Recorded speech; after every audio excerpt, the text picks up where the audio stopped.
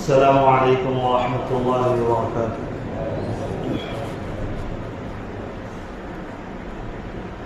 الحمد للہ نحمده ونستعینه ونستغفره ونؤمن به ونتوکل علیہ ونعوذ باللہ من شرور انفسنا ومن سیئات اعمالنا من يهده الله فلا مضل له ومن يضلله فلا هادي له ونشهد أن لا إله إلا الله وحده لا شريك له ونشهد أن سيدنا ومولانا محمدا عبده ورسوله أما بعد فأعوذ بالله من الشيطان الرجيم بسم الله الرحمن الرحيم فلما بلغ معه السعي قال يا بني إني أرى في المنام أني أذبحك فانظر ماذا ترى قال يا أبت افعل ما تؤمر ستجدني إن شاء الله من الصابرين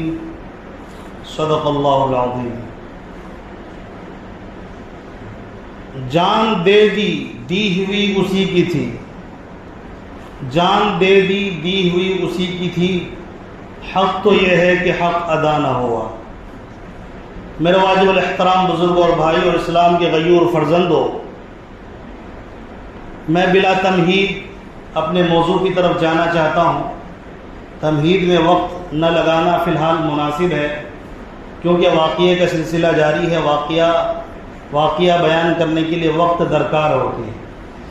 بلا تمہید بات یہ ہے کہ آپ اور ہم سب کو معلوم ہے کہ قربانی کے ایام انتہائی قریب آ چکے ہیں۔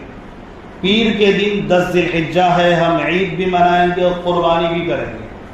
اس کے پس منظر میں نے قرآن پاک کی ایک آیت سے آپ کے سامنے حضرت ابراہیم علیہ السلام کی آزمائش کا بیان کیا۔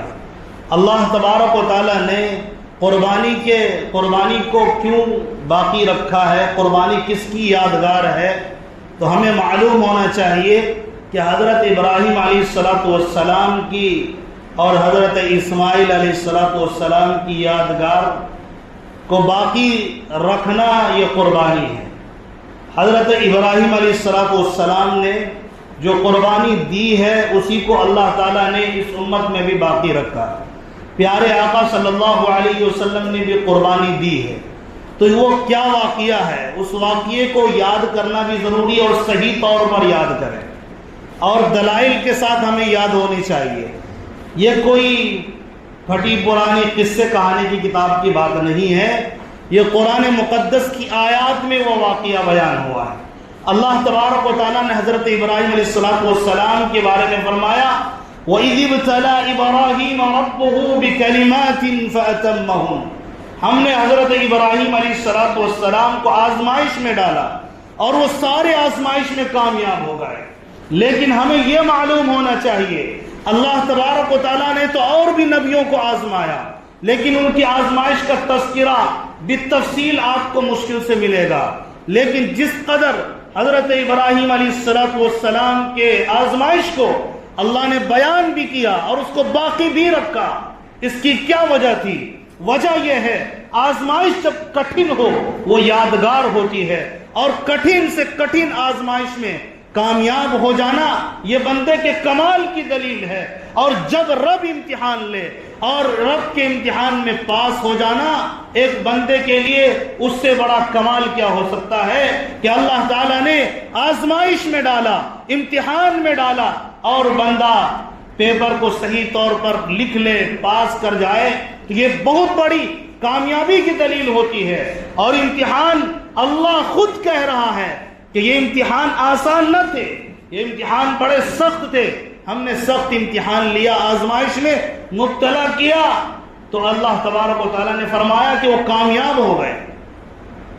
کئی اس سلسلے میں روایات ہیں، وہ کیا امتحانات ہیں، لیکن 4 بڑے امتحانات۔ ایک امتحان کا تذکرہ میں نے آپ کے سامنے گزشتہ سے پیوستہ جمعہ میں نے کیا کہ سب سے بڑا چیلنج اور سب سے بڑی آزمائش یہ تھی کہ کفر و شرک کی وادی میں توحید کا دیا جلانا، توحید کی دعوت دینا، جہاں باپ بھی مشرک، ماں بھی مشرکہ، اور سارے خاندان کے لوگ، پوری قوم، شہر در شہر، گاؤں والے سارے مشرکین، اور یہ بیچ میں کھڑے ہو کر حضرت ابراہیم علیہ السلام کو توحید کا جھنڈا لہرانا تھا۔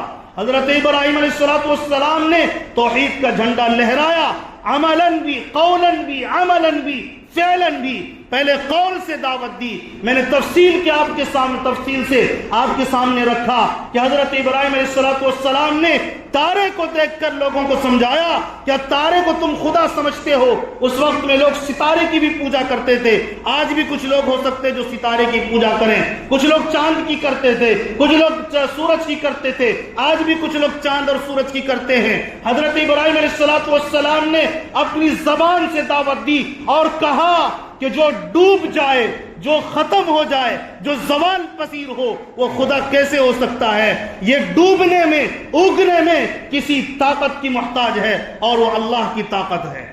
حضرت ابراہیم علیہ السلام نے جواب دیا کہ یہ زوال پذیر ہے، سورج ڈوبتا ہے اللہ کے حکم سے، نکلتا ہے اللہ کے حکم سے، چاند نکلتا ہے اللہ کے حکم سے، چاند چھپتا ہے اللہ کے حکم سے، تم اسے خدا مان رہے ہو، اور وہ تو بے جان چیز ہے۔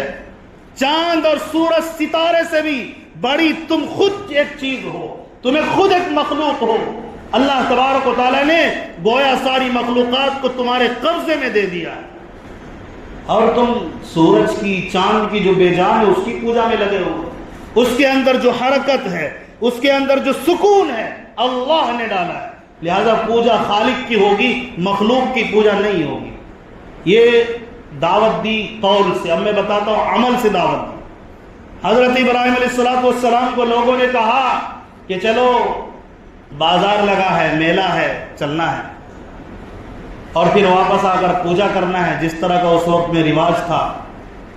ابراہیم علیہ السلام نے عذر کیا کہ میں نہیں جا سکتا، میں معذرت چاہتا ہوں، میں نہیں جاؤں گا۔ نہیں گئے، سارے لوگ چلے گئے۔ حضرت ابراہیم علیہ السلام بت قدے میں گئے، جہاں بت بنا کر رکھے ہوئے تھے پوجا کرنے کے لیے۔ حضرت ابراہیم علیہ السلام نے ایک ایک بتوں کو توڑ ڈالا۔ جب وہ لوگ آئے تو کہا کہ کیا ہوا، کس نے توڑا ہے؟ لوگوں نے کہا ابراہیم علیہ السلام نے توڑا ہے۔ ابراہیم علیہ السلام کے پاس لوگ آئے کہ کیا ہوا ہے؟ حضرت ابراہیم علیہ السلام نے کہا کہ جا کے تمہارا جو بڑا بت ہے وہ تو کھڑا ہوا ہے، اس کی گردن میں کلہاڑی ہے، کیا پتہ وہی توڑ دیا ہوگا، جا کے اس سے پوچھ لو۔ اب ان کا تو سر شرم سے جھک گیا، وہ تو بات ہی نہیں کرتا، وہ تو ہلتا نہیں، اس میں تو حرکت نہیں، ہم اس سے کیسے جا کے پوچھیں؟ سارے لوگوں کا سر شرم سے جھک گیا۔ اب کریں تو کیا کریں؟ کہتے ہیں کہ کھسیانی بلی کھمبا نوچے۔ اب اس کو سمجھ میں نہیں آ رہا تھا کیا کرے ساری قوم۔ اور یاد رکھیے، جس قوم کے پاس دلیل نہ ہو، جس آدمی کے پاس دلیل نہ ہو، وہ ہمیشہ لڑائی پر اتر آتا ہے، جھگڑے پر اتر آتا ہے۔ یہ ساری قوم حضرت ابراہیم علیہ السلام کے مخالف ہو گئی، کیونکہ ان کے پاس دلیل نہیں تھی۔ اگر دلیل ہوتی، دلیل پیش کرتے اور کہہ دیتے ہاں میں بناتا ہوں بتوں کو اور میں پوچھتا ہوں، ہم بتوں کو پوچھتے ہیں، وجہ یہ ہے، لیکن اس کے پاس کوئی ٹھوس دلیل موجود نہیں تھی۔ اس لیے سارے کے سارے حضرت ابراہیم علیہ السلام کے جواب کے سامنے ڈھیر ہو گئے اور شرم سے اپنے سروں کو جھکا لیا، اور یہ سوچنے لگے اب کیا کرے۔ چلے گئے نمرود کے دربار میں، جو اس وقت کا کافر بادشاہ تھا اور مشرک بادشاہ تھا، اس کے پاس گئے، وہاں جا کر شکایت درج کی کہ ابراہیم علیہ السلام نے بتوں کو توڑ دیا ہے، گالیاں دیتا ہے اور ایک خدا کی دعوت دیتا ہے، کیا کیا جائے؟ حضرت ابراہیم علیہ السلام کو طلب کیا گیا۔ حضرت ابراہیم علیہ السلام جب گئے تو انہوں نے پلاننگ کر کے ان کو آگ میں ڈال دیا۔ اللہ نے قرآن میں کہا، یہ قرآن مقدس کی آیات ہے، جب ان ظالموں نے حضرت ابراہیم کو آگ میں ڈالا، اللہ نے کہا کونی برداً و سلاماً علی ابراہیم، یا نار کونی برداً و سلاماً علی ابراہیم، اے آگ ٹھنڈی ہو جا تو ابراہیم پر اور سلامتی والی بن جانا، اتنا ٹھنڈا نہ ہو جانا کہ میرے محبوب اور میرے خلیل کو ٹھنڈی لگ جائے، بلکہ اتنا ٹھنڈا ہونا جو سلامتی والی ہے۔ اللہ کی قسم یہ قرآن پاک کی آیات گواہ ہے، پیارے آقا کی حدیث گواہ ہے۔ ابراہیم علیہ السلام کے جسم کو تو کیا جلانا تھا، ابراہیم علیہ السلام نے جو کپڑا پہنا ہوا تھا اس کپڑے کو بھی آگ نے ٹچ نہ کیا۔ یہ قرآن مقدس کی دلیل ہے۔ جھٹلانے والے جھوٹے اور مکار ہو سکتے ہیں، ان کے پاس کوئی دلیل نہیں، ہمارے پاس قرآن مقدس کی آیات ہیں۔ قرآن گواہ ہے، آگ ٹھنڈی پڑی ہے، سارے قوم کے لوگ حیران و پریشان ہو گئے، یہ کیا ماجرا ہے؟ کئی دن تک مسلسل آگ میں رہے لیکن ان کا کپڑا اور بال تک بھی نہیں جلا۔ صحیح سالم باہر آئے، ایک آزمائش سے دوسری آزمائش یہ گزر گئی ان پر۔ اب تیسری آزمائش، حضرت ابراہیم علیہ السلام کی عمر 86 سال، بعض روایات میں 90-92 سال وغیرہ، یعنی بڑھاپے کی عمر میں ایک بھی اولاد نہیں ہے۔ اگر ہمیں اولاد نہ ملے 2-4 سال، ہم کبھی ادھر ٹھوکر مارتے ہیں، کبھی اس کے در پر، کبھی اس کے در پر، کبھی یہاں کبھی وہاں در بدر گھومتے رہتے ہیں۔ بھئی اللہ تبارک و تعالیٰ اولاد دیتا ہے، یہ نظریہ ہمارا اگر مر گیا تو ہم کس منہ سے کہتے ہیں کہ ہم مسلمان ہیں؟ اللہ ہی اولاد دیتا ہے۔ کتنے ڈاکٹروں کے پاس تم جاؤ گے، کتنے عاملوں کے پاس تم جاؤ گے، بڑے بڑے عامل دکھا دوں گا، بڑے بڑے ڈاکٹر اور لیڈی ڈاکٹر دکھا دوں گا، اللہ کی قسم وہ اولاد کے لیے تڑپ رہی، ان کو اولاد نہیں ہے۔ ان کے پاس تم جاتے ہو ہاتھ پھیلانے کے لیے اولاد دو۔ ڈاکٹروں کے پاس علاج کرانا غلط نہیں ہے، نظریہ یہ رکھنا کہ یہ ڈاکٹر مجھے اولاد دیتے ہیں، اللہ کی قسم یہ شرک ہے۔ نظریہ یہ رکھنا یہ عامل، یہ جادوگر مجھے اولاد دیں گے، یہ شرک ہے۔ اب تمہارا نام عبداللہ ہو تب بھی تم کافر اور مشرک ہو، اب تمہارا نام اسلم ہو تب بھی تم کافر اور مشرک ہو، اس لیے کہ تم نے مانا کہ اللہ کے علاوہ کوئی اور بھی اولاد دیتا ہے، تو بابا یہی تو شرک ہے۔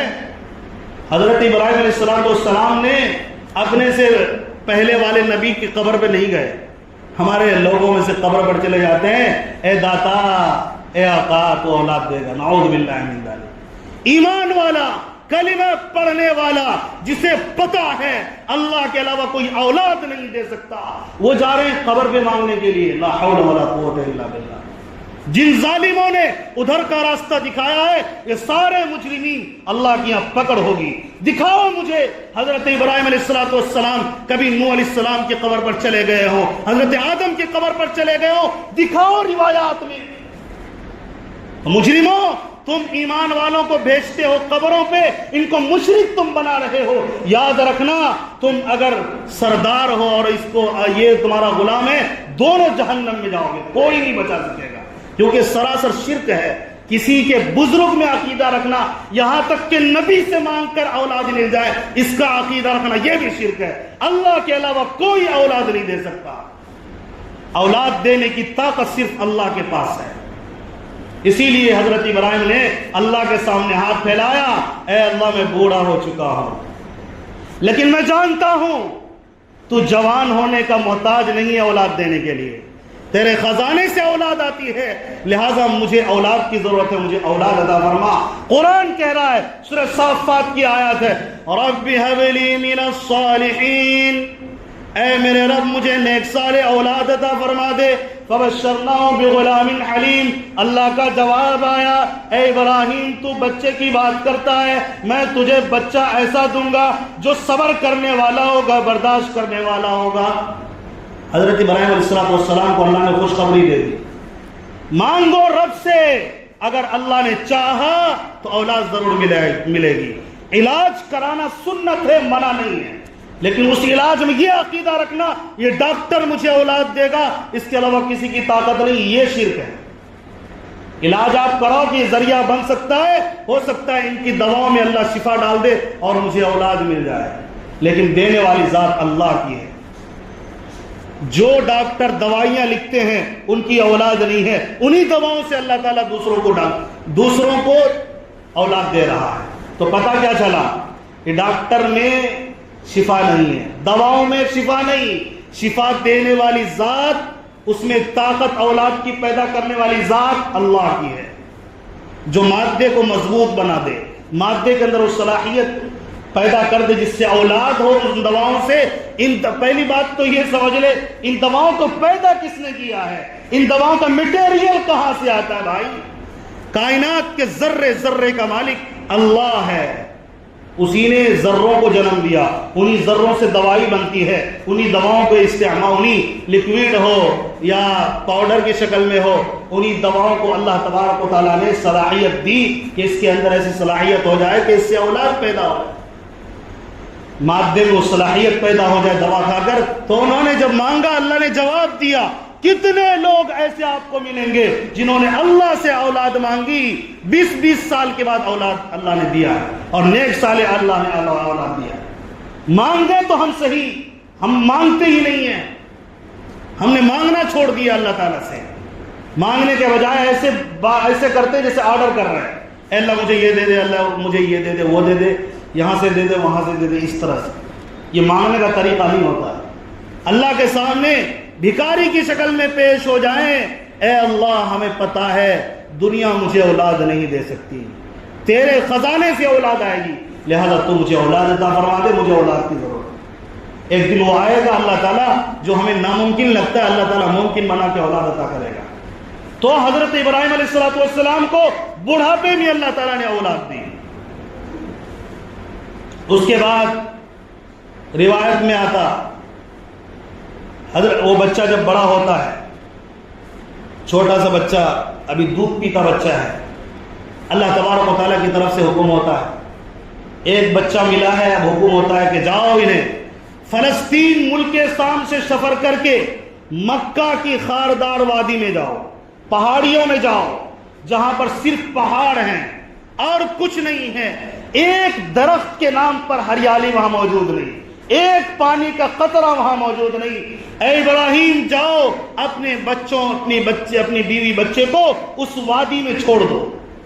حضرت ابراہیم علیہ السلام اللہ کے اتنے زیادہ قریب تھے, اللہ سے اتنی دوستی رکھتے تھے, اتنی محبت رکھتے تھے, اپنی جان اور اپنی مال ایک ایک خون پر لٹانے کے لیے تیار تھے.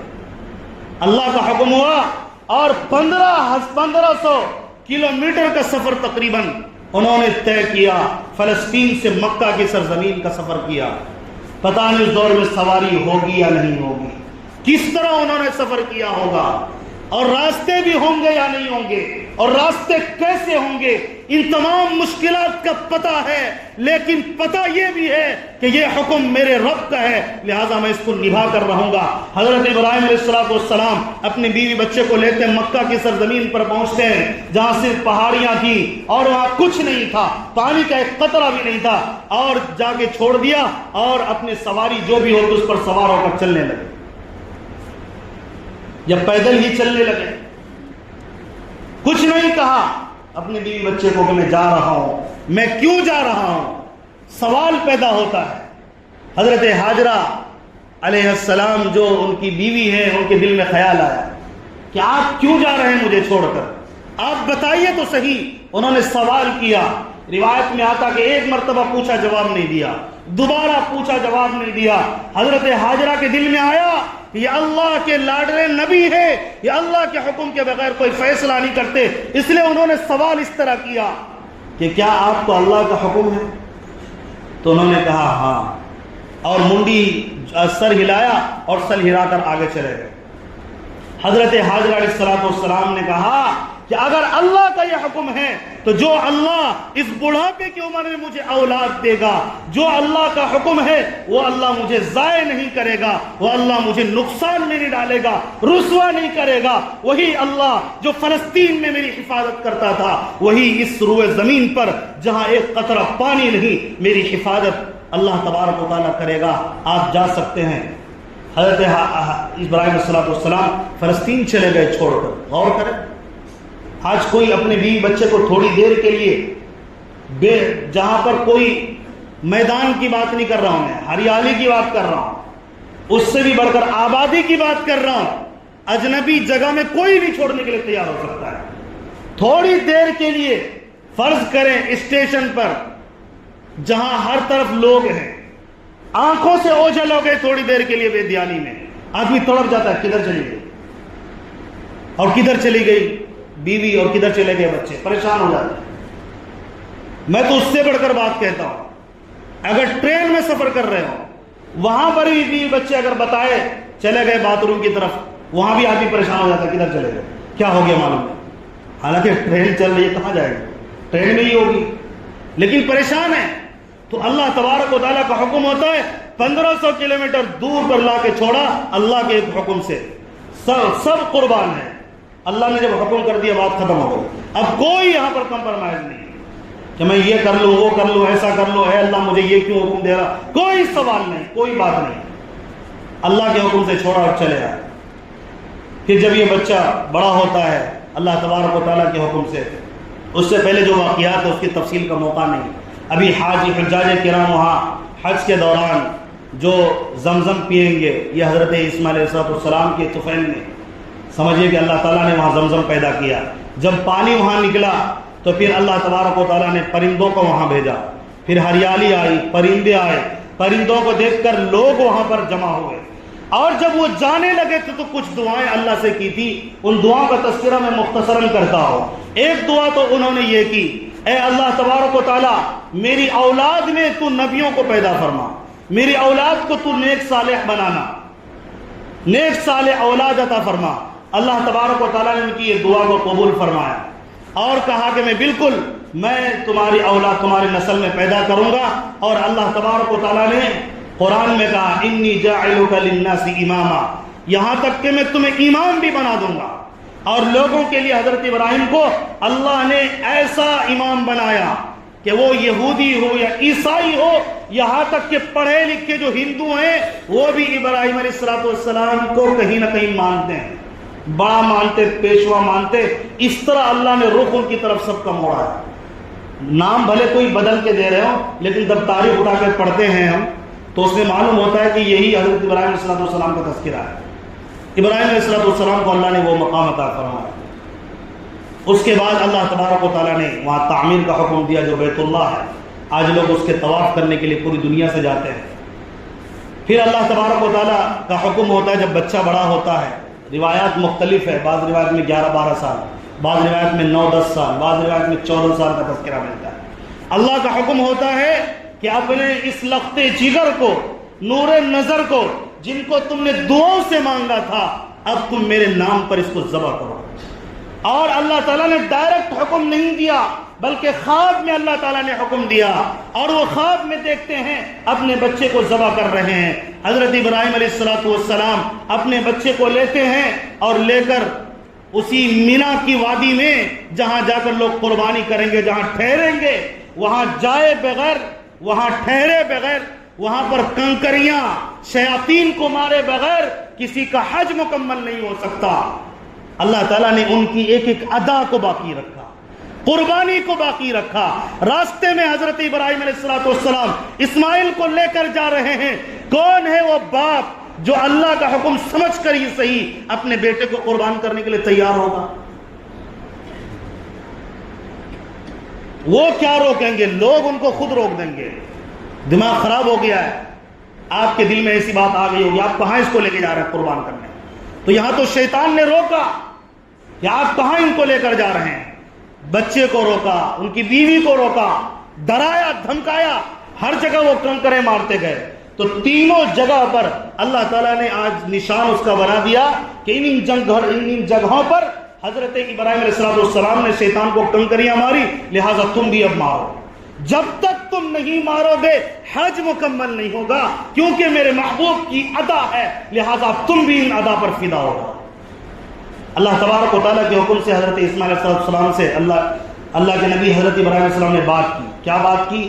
یا بنی انی ارا فی المنام انی اذبحک فانظر ماذا تری، اے میرے بیٹے میں نے خواب میں دیکھا میں تجھے ذبح کر رہا ہوں۔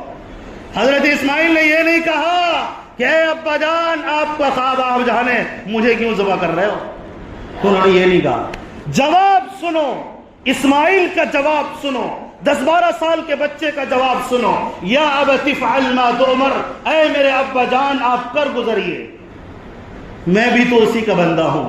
آپ کو حکم ملا ہے، مجھے آپ نے دیکھا ذبح کرتے ہوئے، آپ ذبح کریں۔ اللہ کے حکم میں دیر کس بات کی؟ اور روایات میں آتا، حدیث میں نہیں، اسرائیلی روایات میں، جب اس کے اپوزٹ حدیث نہ ہو اس کو بیان کر سکتے ہیں۔ اسرائیلی روایات میں آتا، حضرت اسماعیل السلام نے کہا اے میرے ابا جان، جب آپ مجھے ذبح کرنے لگیں تو پہلے پیر ہاتھ باندھ دیجئے اور مجھے اوندھے منہ لٹائیے گا، چھری کو تیز کر لیجئے گا، کہیں دیر نہ ہو جائے اللہ کے حکم کو ادا کرنے میں۔ اور اگر آپ اوندھے منہ نہ لٹائیں گے اور آپ چت لٹائیں گے، آنکھوں میں آنکھیں ملیں گی اور حکم میں تاخیر ہو سکتی ہے ممتا کی وجہ سے، لہٰذا آپ اوندھے منہ لٹانا۔ اس منظر کو فرشتے بھی دیکھ رہے ہیں، فرشتوں کے بارے میں آتا، ان کی آنکھوں سے آنسو جاری ہو جاتے ہیں، فرشتوں میں چیخ و پکار مچ گئی ہے۔ ایک باپ اپنے بیٹے کو، ایک وقت کا نبی اپنے بیٹے کو لٹا کر ذبح کر رہے ہیں، اور یہ کتنا بہادر بیٹا اور کس طرح صبر کرنے والا، اللہ کے نام پر قربانی دینے کے لیے